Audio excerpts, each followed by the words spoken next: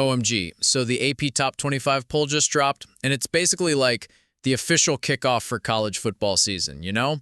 Everyone's getting hyped, and it feels so real when this poll comes out.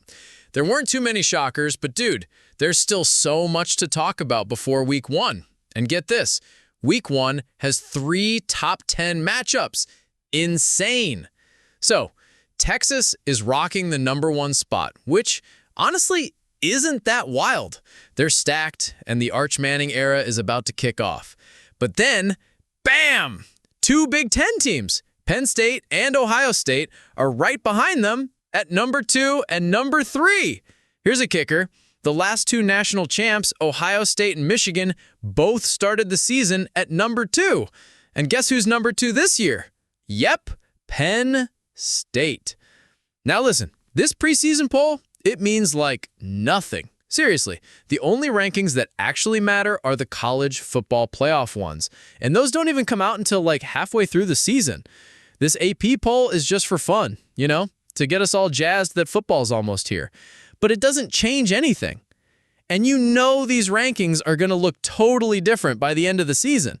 Some teams are going to drop off completely, and new teams will sneak in. So the big question is, will Penn State be one of those teams that finishes lower than they started? You betcha.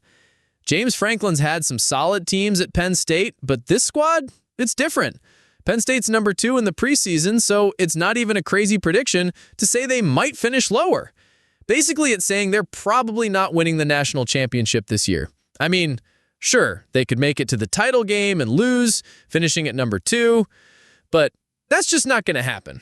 Okay, so not winning the championship doesn't automatically make a season a bust, but for this Penn State team, it kinda does. They're #2 for a reason, man. Everything is lined up perfectly for them to dominate in this college football era. It all starts with a killer quarterback, and they've got Drew Allar. Offensively, Penn State is stacked. They've got the QB lockdown, and get this, they're bringing back not one, but both of their star running backs from last year. Nick Singleton and Kaytron Allen are like the best RB duo in the country. No joke. The only real weak spot offensively was wide receiver last year, but the coaches totally crushed it in the transfer portal. They snagged some awesome talent to fill that gap. Kyron Hudson, Trebor Penna, and Devontae Ross. These guys are expected to be the main playmakers, and they're all transfers.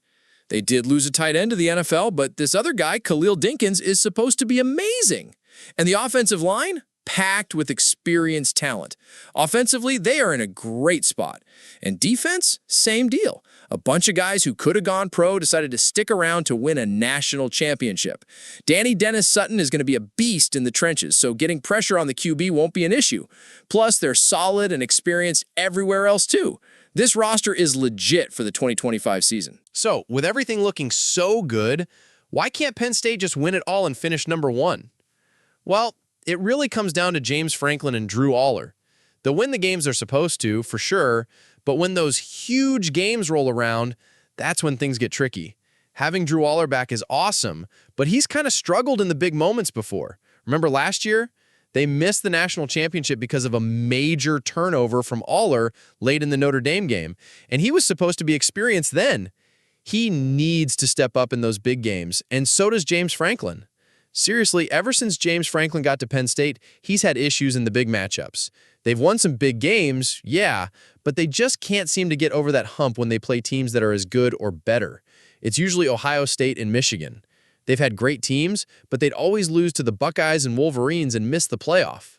Same thing happened last year, but this time it was Ohio State and Oregon. But because the playoff expanded, Penn State still made it in. They beat SMU and Boise State, and then totally choked against Notre Dame, a team that was pretty much their match.